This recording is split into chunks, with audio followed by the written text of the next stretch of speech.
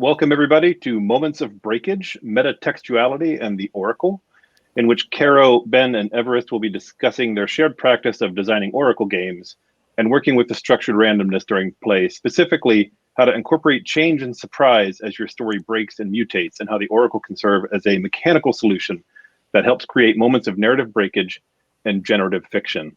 My name is Dwayne O'Brien. My pronouns are he, him. I am inconsequential. I am here today to serve as your panel moderator.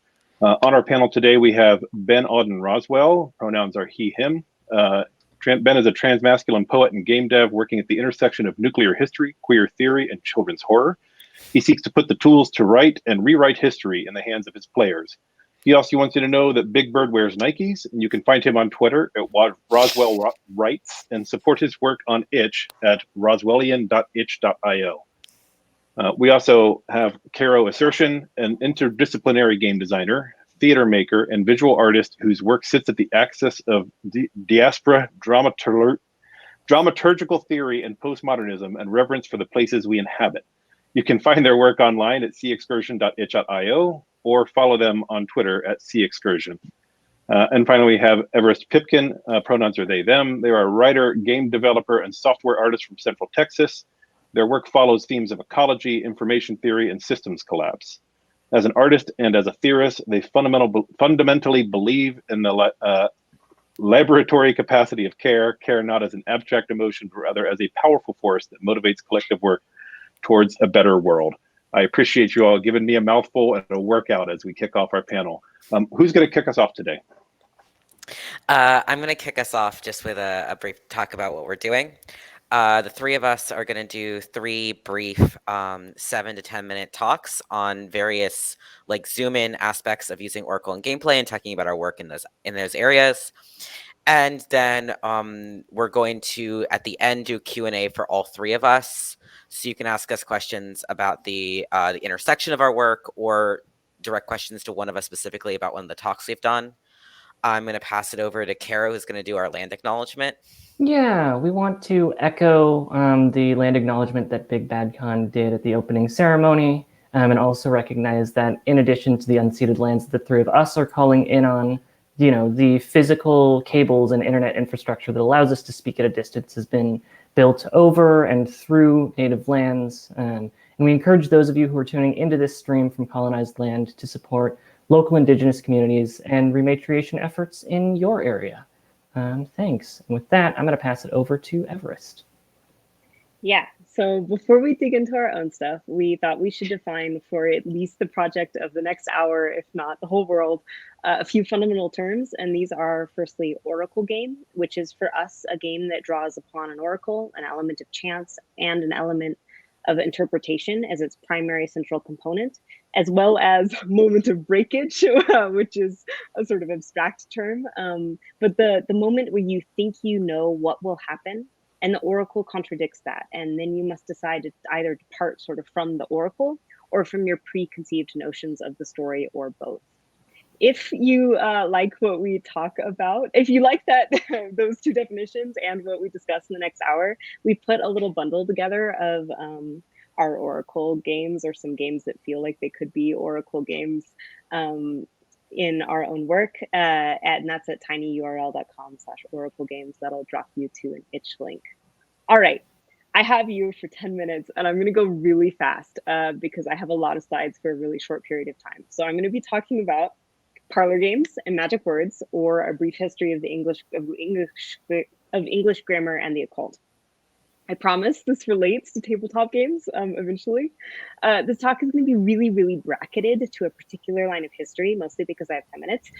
Specifically, I'm going to be talking Abrahamic and mostly Christian mysticism into Victorian England and United States parlor traditions. This is such a narrow lens, and I know this. It's just like one tiny small thread, and it barrels by like whole cloth things like what colonialism did to understandings of power and magic and the existence of non-English grammars. So please excuse me the scope and understand that this is absolutely not the whole story, just like a tiny slice of it. Okay, so starting from the top, we are going to start from the understanding that all words are a little bit magic, or if not magic, powerful in a biblical sense. This is, of course, understanding that the world is created from like word of God and all in the biblical sense, language preceding everything but the stillness on the waters, language biblically as a technological invention that creates linear time, that precedes the days of creation and orders them by naming them and allowing them to be arranged on a page and read. So that's sort of the bracket with which we're going to dive in. I want to look right at the 6th century or so, where magic words were really common protectorates. Abracadabra is a magic word, dates back to at least this era. And although it doesn't have a clear origin, lots of folk etymologies surround it, including phrases in Hebrew that mean I will create as I speak, or I create like the word. I create like the word creates. Golems also basically stem from this idea that if humans came from mud, animated via the word of divinity, then like it might be possible to animate mud in the same way.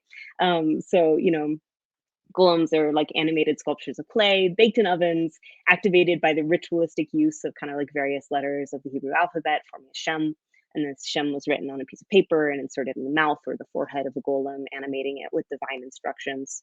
And when a book is like written by God, is just sitting around exuding divine power and truth, all like that, it certainly how these things operated in the 6th century.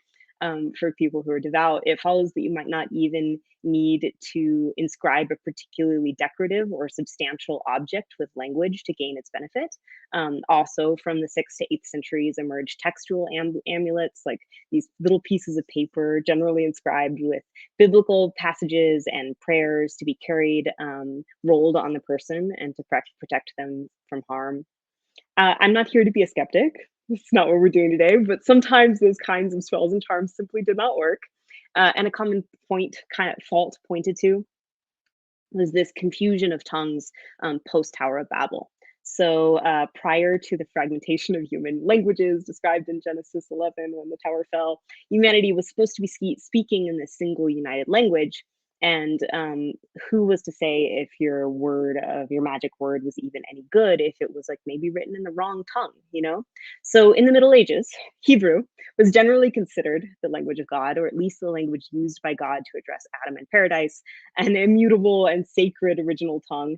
But this view begins to shift around Dante and other scholars who pointed the role of language in the fall, conversations between serpent and Eve and Adam, already a corrupting force that was already not angelic at the time. And so by the 16th century, you have this concept of an original angelic or antediluvian language. The reasoning went, if you could reverse engineer and speak the language of angels, you could directly interact with them on the angelic plane.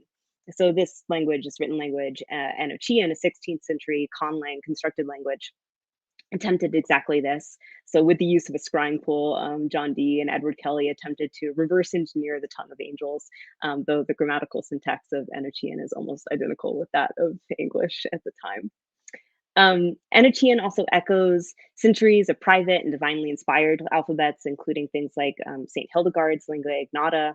Hildegard of Bingen, if you don't know her work, was a German Benedictine abbess, active as a writer, composer, philosopher, and mystic. And much like Hildegard's kind of theory of unheard music, the lingua ignota was attributed to divine inspiration. Also working with divine truth and language was Raymond Lull, who in the 13th century developed several logical machines which could combine these ideas of basic and undeniable truths by simple logical operations, producing new mechanical meanings in such a way as to produce all the possible knowledge in the world. The writer Jorge Luis Borges describes one in 1937 and describes it as capable of producing poetry. You might not read this whole thing, but I'll get into it. It is a schema or diagram of the attributes of God. The letter A at the center signifies the Lord. Along the circumference, letter B stands for goodness, C for greatness, D for eternity, E for power, F for wisdom, etc., etc. The 9 letters are equidistant from the center and each joined to the others by chords or diagonal lines. The first of these features means that all these attributes are inherent. The second, that they are systematically interrelated in such a way as to affirm with impeccable orthodoxy that glory is eternal, that eternity is glorious, the power is true, glorious, good, great, eternal, wise, free, or virtuous, and all of these things that intersect. Borges goes on, I want my readers to grasp the full magnitude of this etc. Suffice it to say that it embraces a number of combinations far greater than the page can record. The fact that they are all entirely futile, the fact that for us to say that glory is eternal is as rigorously null and void as to say that eternity is glorious, is of only secondary interest. So even the preeminent book of 16th century popular science included a whole chapter on the practice and mystery of invisible writing and a variety of other spells and miracles that involve words written down. And all of this Christian mysticism and angelic channeling and divine alphabets is hovering right around the edges of what could be called witchcraft. And the witch trials keep anything to occult out of popular society, particularly, again, we're focusing on Victorian England, until the 19th century, when per usual an upper middle and then middle class interest in spiritualism like really changes the landscape. One of the most popular and still recognizable devices from this era was the talking board or Ouija board. Ouija owes no small amount of its notoriety to this woman, Pearl Curran, and through her, this spirit of Patience Worth. Over several years, Patience Worth dictated almost a dozen books of poetry and prose to Curran through the board, causing a sensation. Another form of language-based divination is automatic writing, a kind of claimed psychic ability, allowing a person to produce written words without consciously writing, though like the Ouija, this is generally considered to be the result of the ideomotor effect. These tools might be familiar to you as games, but spiritualism just didn't turn into Victorian parlor games. They co-evolved together in upper-class drawing rooms, a game of charades turning into a game of chance, turning into a game of spirits. Oftentimes, the only distinction between amusement and serious delves into the occult was whether there was a medium in the room. As insinuated by the name, parlor games are generally group games, played indoors, using speech, logic, or wordplay. I Spy and 20 Questions are among the types, or games like Consequences, wherein words are filled into a set structure to arrive at the end at a story, generally a surprising kind of story, the kind filled with those breakages which are the organizing principle of this hour. Consequences eventually turned into a game that we beguilingly know as Exquisite Corpse, both in its textual and visual form, which brings us right up to the Surrealist and Dada arts movements, which adopted many parlor and spiritualist practices into their oeuvre, from games of chance to automatic writing, to divine and trance-inspired creative production, including collage, and especially to word and language play. Surrealism, to Andre Breton, is pure psychic automatism through which it is intended to express, either verbally or in writing, the true functioning of thought dictated in the absence of all control exerted by reason. All of this continues into Aleppo and constrained writing. Raymond Queneau, the book above, 100 million poems, described Aleppians as rats who construct the labyrinth from which they plan to escape, which is a great turn of phrase.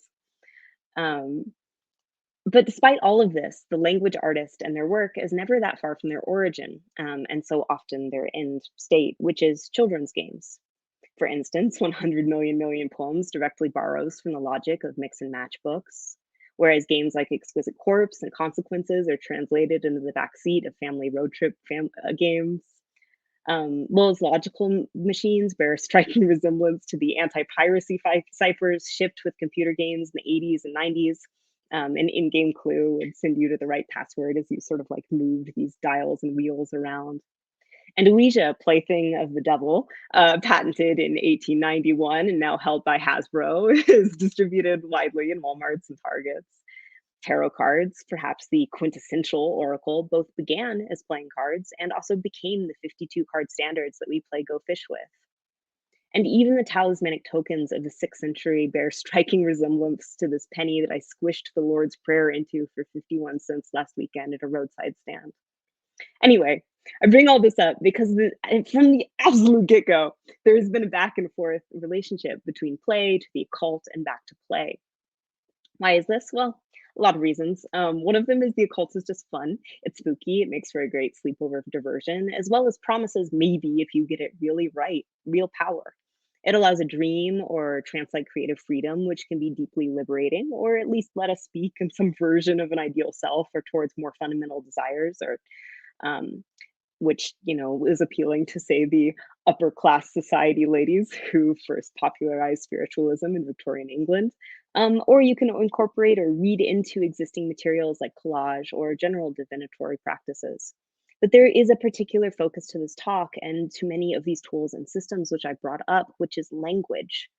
And this is because grammar, and again, speaking specifically to English grammar because of my own fluency here, but examples persist more widely too, is a tool. Grammar is a tool, and a flexible tool, full of internal structure and rules that can be broken in a variety of compelling ways, which is practically the definition of poetry. Language can be toyed with and bent and rearranged and torn to bits and put back together and upside down, and it will still mean something when you read it. Language, a structure that invents inside of itself passage of time and the building of meaning through that, is one of the most generous tools that we have to tell a story. And then against some bit of rule set or play or artificial constraint that we've thrown into the wrenches, to break that story into pieces and begin to tell something else entirely newer and stranger still. Okay, I'm gonna hand it over to Caro. All right. Thank you, Everest, for that fantastic presentation. Moving over to my slides. When we first landed on this initial topic of breakage, like the question that I initially wanted to explore was, when we play an Oracle game, when we use an Oracle, what comprises that experience? What are the literal elements individually, step by step, that take us from the very beginning all the way through to the end? So I'm going to be spending a little bit of time on a deep dive through some Oracle anatomy. If we can jump to the next slide. The smallest discrete unit of Oracle is a single query. Each time you draw from a tarot deck, each time you roll a set of dice, each time you prompt the Ouija board with one particular question, that's one query. And Oracle games often, though not always, tend to center around generating multiple queries which are placed in conversation with each other in sequence or simultaneously. One leads to the next, one leads to the next, or a series of tarot cards that are drawn that are placed in a single spread, which is read and interpreted kind of all at once. It's worth noting that a single query can contain different amounts of information depending on the Oracle. Each time you consult a tarot deck, when you're pulling one card, the tarot has a rich history of symbolism, of iconography, of cultural gravity, which is baked into our understanding of the individual cards. We can compare this to another oracle, like a magic 8-ball, for example. Each time you shake a magic 8-ball to query it, the result is really just, yes, no, ask again later. It's pretty barefacedly simple. So that amount of information can really vary depending on how it's designed. It's also worth noting that oracles gain new information with reuse. So each time, if you've ever performed a series of tarot readings and felt like, oh, I keep drawing the same cards over and over again in a recurring way, you know what I'm talking about. Like the information just tends to accumulate, and you can recontextualize the history of not only the oracle, but also your own history with the oracle. If we could jump ahead. It's easy to think of a query as being split into two pieces, the question and the answer. But for the purposes of this discussion, I'm going to be splitting the act of querying an oracle into 4 discrete elements: the prompt, the invocation, the response, and the act of interpreting. And I'm going to be using the example of tarot to explore this model. So let's dig into these a little bit further, starting with the prompt, which is the line of inquiry, the cause for querying the oracle. Prompts can arrange in a degree of specificity. So tarot, for example, isn't necessarily grounded in a specific prompt. There are certain spreads that you can use, a spread for what the future holds, a spread for the new year, a spread for, your relationship to a particular person. But that has an open-endedness. Compare that to something like a magic 8-ball, where the prompt consists of asking, a single yes or no question. And you can try to present another prompt to a magic 8-ball if you want, but just given the constraints of the answer, the way that you're going to get an answer to it, you're going to bump up against some friction if you decide to. Which leads to the invocation, which consists of drawing upon the oracular element. This commonly, placed in the hands of the player, of the user, is an active agentive force. The person who is drawing cards from the deck, who is shaking the 8-ball, who is placing their hands on the Ouija planchette, who is casting lots. The invocation is the medium through which the oracle occurs. When we think of the oracle as a ritual, the invocation is that ritual component. And the invocation leads directly into the response. When we think of the response, it's okay, which card was drawn from the deck? When we cast the stones, where do the stones land? What words did the planchette spell out? This is, just the literal response to the invocation in that way. But of course, the response doesn't mean anything without interpretation. And the act of interpretation is that of meaning making, of reconnecting, of drawing an answer that comes back to the initial prompt, putting the response into context.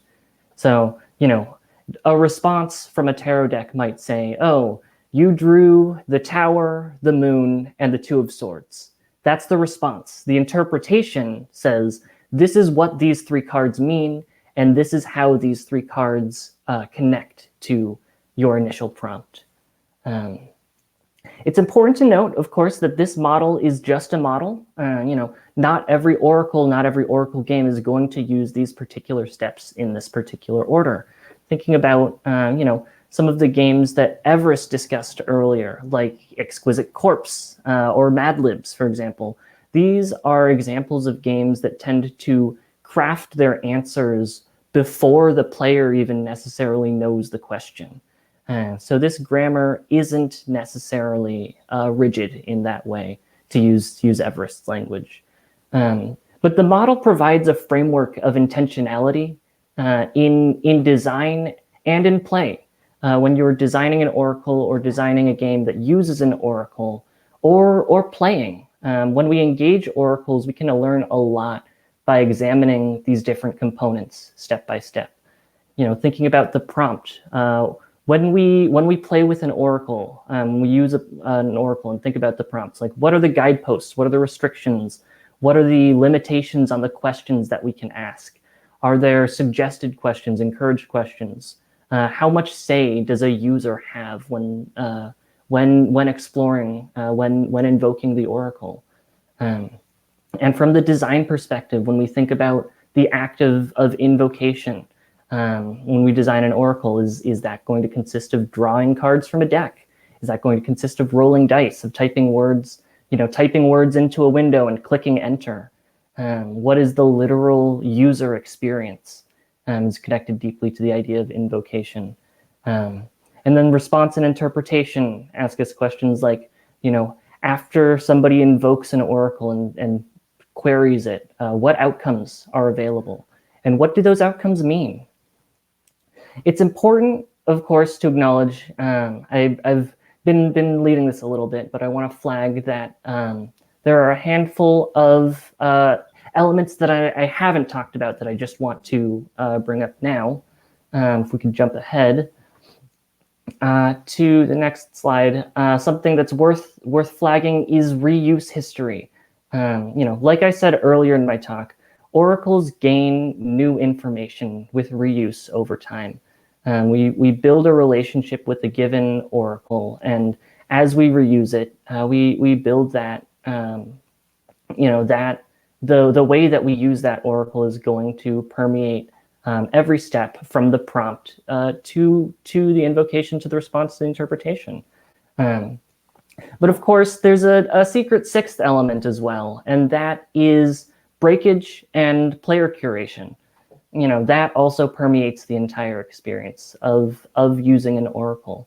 Once you design an oracle and release it into the world, it's out of your hands. People who play oracle games always have the option to alter, to adjust, to redraw, to reinterpret. At every step of the process, the querier has a degree of agency. And that agency might vary depending on the social mores. For example, you're more likely to say, oh, let's redraw a card, let's test this again, if you're playing an oracle game compared to something like a ritual or a more traditional reading. But I suppose it's worth closing out this talk on that closing thought, which is When we know that breakage, curation, and reuse history are always tools that exist outside but in conversation with the oracle, how do we frame oracles in a way that embraces that?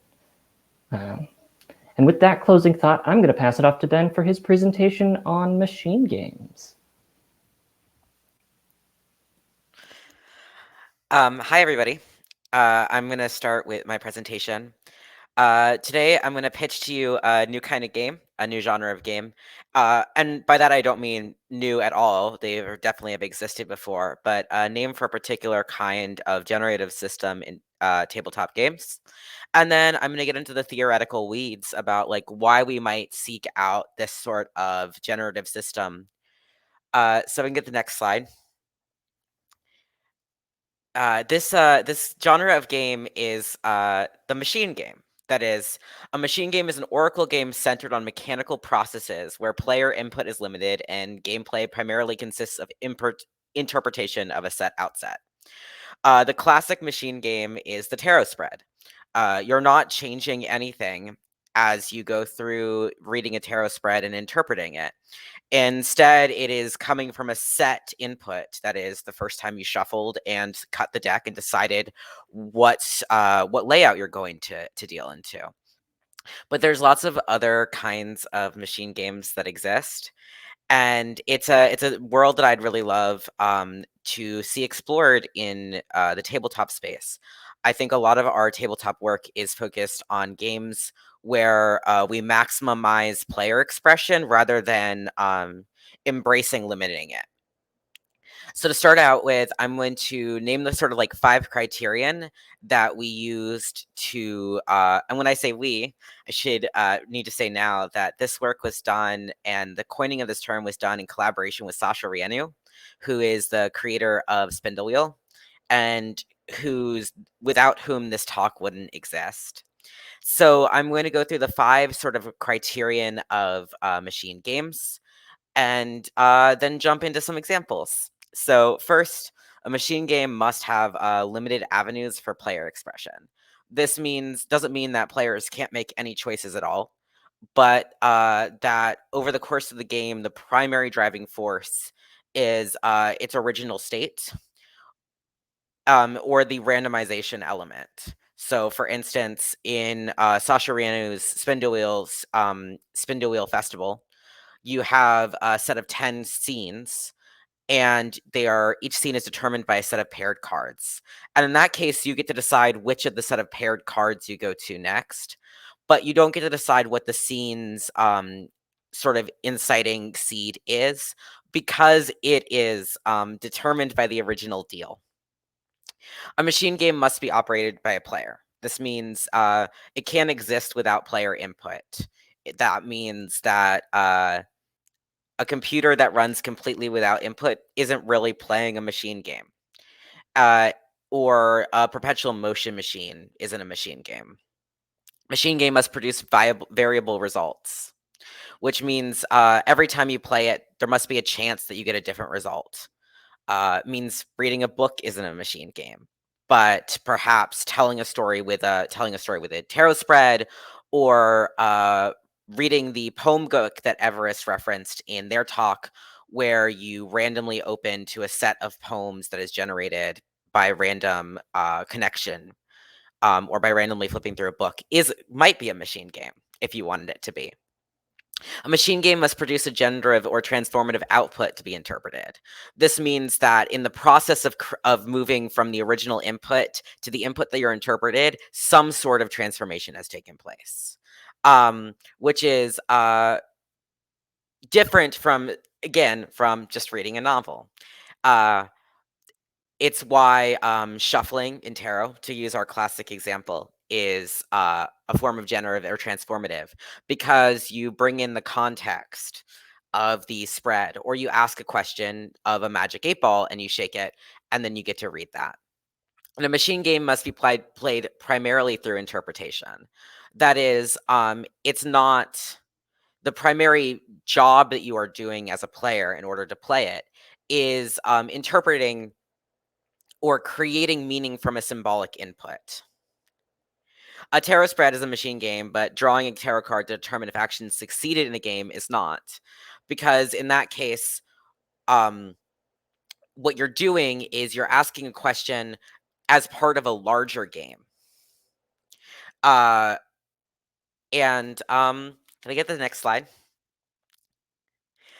Here's here's my favorite slide of this, which is some suggestions for what machine games might look like. Candyland is the classic machine game.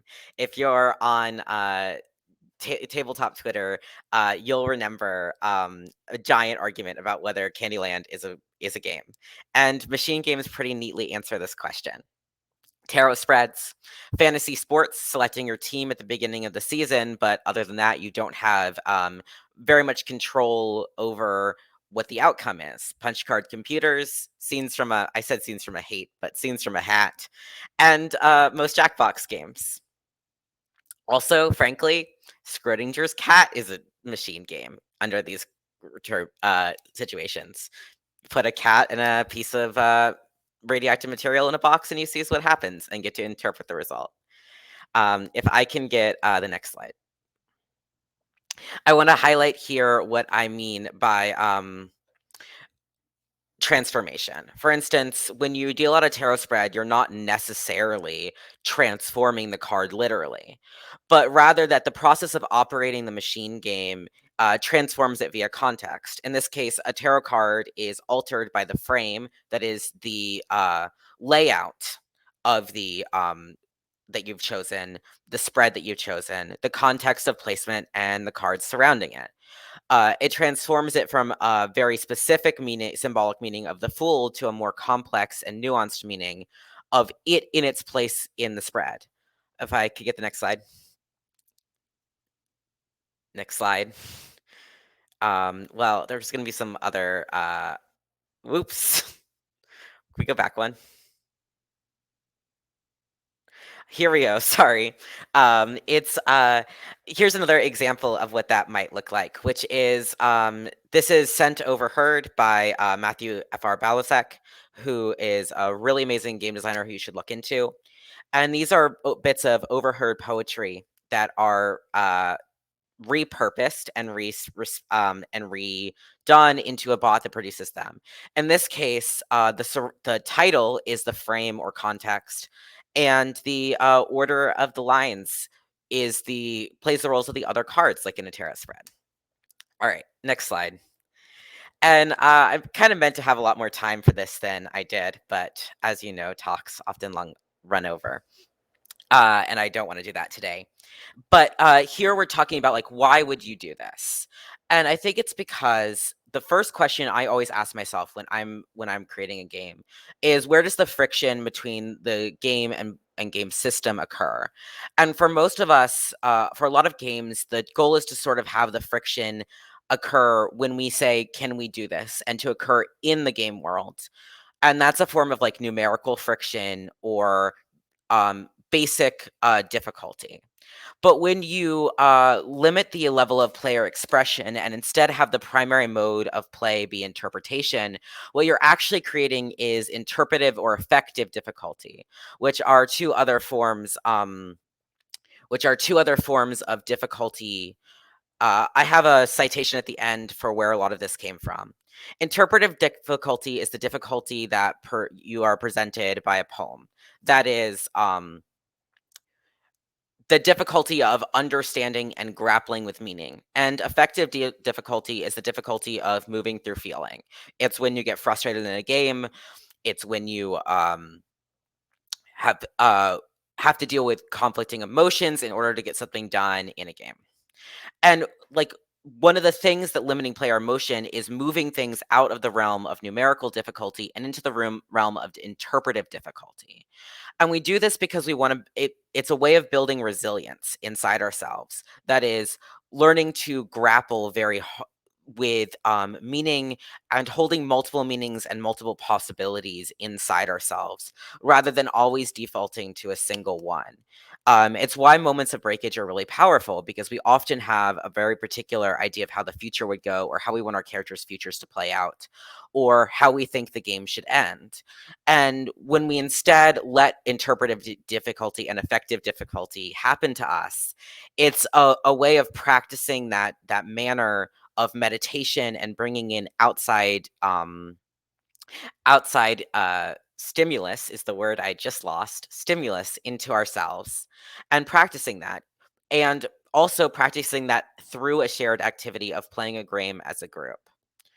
And the last thing, if I can get the last slide in the 0 time I have left, is just saying this often means that what we're having is we're playing a game with a machine as a fellow player, with a system that is outside ourselves, but is not a computer.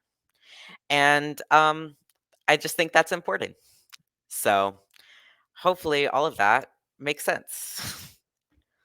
And I think we're going to go on to questions. Here's my ludography. So.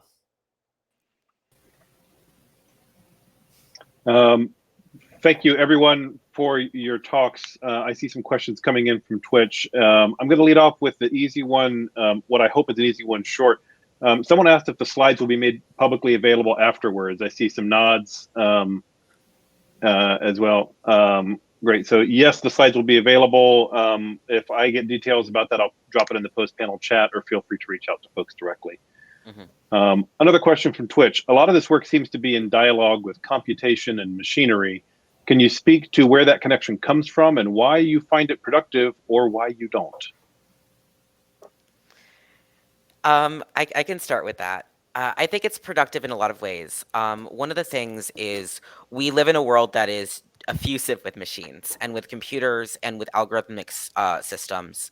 We live in a world that is really, really just awash in algorithms that are trying to give us context for things all the time. And I think that like building games in conversation with the machines is often a way of expressing or interacting with this world in a way that we can't always literally, because not all of us are computer scientists. We have no control over many of the algorithms that shape our life. And I think there's a lot of there's just a lot of power in being able to literally actualize the systems that we're working around, and understand machinic systems and Oracle systems on a pretty basic level. And a lot of the grammar that we use to interact with computers is the same grammar that we use to interact with magic. Yeah, I think I would go on to say that it's really easy to be like, oh, you know, we live in such a technological world, and so therefore we apply technological metaphors to everything around us. But the lens could absolutely work the other way, right? Because machines are computers, right? Computing machines have a much longer trajectory than like the last 60, 70 years of computer science. And a lot of that is based on things like formal logic, things like computational and clockwork mechanisms, many of which were built both, you know, things like astronomy and at the time astrology, right? So like trying to find the edges between a historical understanding of what a machine was, of what an oracle was, of what a game was, of what formal logic was, where that dips in and out of computation can be quite fiddly. Because for a very long time, that was all the same practice. And so when you think about the ways in which games play the occult, oracles, logic, attempts to talk to divine beings, right? The way that all of that has embedded itself into the cultural consciousness that has gone into producing, you know, what is more or less thinking rocks, right? Like the computers that we use every day. And the way that that also reflects back into game practices, the way in which we're able to compute trajectories of logic, which felt inhuman or inaccessible before now, those have a co-evolvent sort of scenario that yeah, it's hard to undersell. Next question from Twitch. How does the limited nature of machine and oracle games impact the few actions you get to do? For example, does tarot heighten the act of shuffling, feeling like a choice instead of a randomization method? Apology. I would say absolutely. I mean, I think this again just gets back into the idea of experiential design, of designing, what is the literal experience? What are the feelings that you are trying to evoke? And I think certainly, I mean, Ben, you've spoken to this in the frictioned and fricative nature of design, and particularly of machine games.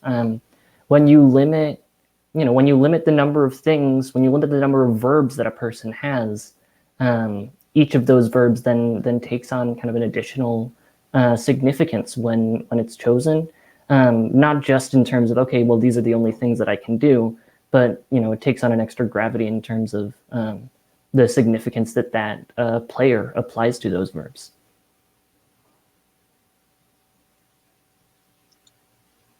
Any thoughts or observations from Ben or Everest? I'm happy to go to the next question. I just want to make sure I leave space. I think Caro said it right. Okay, great. This question was, I think, pointed for Caro, but not just for Caro. When you're coming up with an oracle game, have you ever started with your model of an oracle anatomy as the basis, like squinting at the model and kind of squishing it and squeezing it and playing with different aspects to form a foundation for game mechanics? Or do you find that it's easier to keep in mind or have you found that it's easier to use to keep in mind when you're stuck on something? I think maybe that meant easier to use as is when you're stuck. Yeah. Yeah, I mean, I can speak to my own practice a little bit. I will say it was in the process of preparing for this talk that I kind of stumbled upon this model. I think a lot of the understanding of, okay, well, here's the prompt. The prompt and the invocation are two separate parts that comprise the question. Was something that I had sort of understood intuitively, but I think it was in putting it down into words that I realized, okay, this is more of a model. So in practice moving forward, I think it's certainly a really useful lens. But I think it's I tend to design my games through an affective space first, and then I think in reviewing and in looking at it throughout the development process, taking that lens to it kind of after the fact. But I don't know, how do y'all design oracles, Ben, Everest? What's y'all's process? Generally, I just think of I come up with something with some sort of like experience that I want to evoke inside a game, and then turn it over in my mind endlessly until I find a sort of like model of oracleness. That's not a word. Of like a model through which an oracle can act that sort of resonates with the feelings and theoretical concepts that I'm turning over. And that sometimes means, in this case, like in some of my games, placing redaction in the hands of an oracle, or placing memory that your characters have in the hands of an oracle, or finding like what the thing to attach to that oracle is that will be the most evocative, and not just whether you succeed or fail. Yeah. I am now going to be using your chart. Thank you very much for writing it down for me. Now I'm like, oh, how convenient.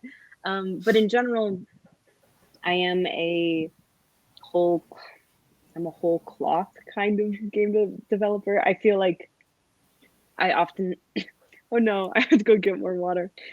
Excuse me. I often hold the finished thing the finished thing will arrive in my mind. And then it's putting together the pieces of like how to get to that place, right? Which it can be something like, oh, the experience of like pulling out all the stuff I've put in my pocket over the course of a day, and like how do I design rules that allow participants to like replicate that type of sort of a oracular system in their own lives, or how can emergent stories sort of like be pulled out of the deck of cards. So I'm often working backwards. I will be right back with another glass of water. Everest, I'll buy you as much time as I can. It's all good. Brief moment. Grab some water. Ben, I'll throw this one to you. How do you see moments of breakage outside of Oracle and machine games and other models of play where rules and norms create positive and negative play space? I think that's a really good question. I think obviously like machine games and limiting of verbs highlight them the most, but I think they really occur in any game. There's a lot of times like social moments of breakage where you sit down on the table and you think you know how a session is going to go, and the energy from your fellow players is like just different than what you expected, and that's a moment of breakage in the same way. It's a question of, am I going to push for this idea of the story that's in my head, or am I going to go with like the vibe of the table? And I think it also occurs like whenever you roll a dice, there's a potential for a moment where your ideas don't go the way they go, like things don't go the way you planned. Though, of course, the example space in like rolling in a PBTA game is a lot smaller than the example space or possibility space of drawing an oracle. And sometimes a moment of breakage is just your friend saying, "What if?" Or "I just had this wild idea." We definitely, in talking about this, in discussing these conversations, we had a question of like, okay, what happened?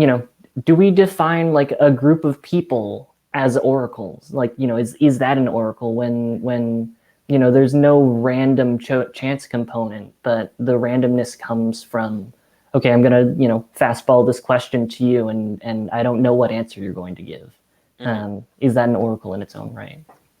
Yeah, and I think that was part of the reason that I pulled in so many of those Victorian parlor games, because they are about this emergent other that happens when you get a group of people together, where there theoretically isn't anyone in the room in control or power over like what is happening in the Ouija board, or as you play like light as a feather, stiffer as a board, or any of those sort of other emergent games where you have this kind of spirit, whether that is a literal ghost as was understood in like 1800s, or sort of this other thing that happens around a table sometimes, where when you get a group of people together, there is a middle space between all of you that is beyond and more than you, and that can push a story in and of itself in a way that's really exciting.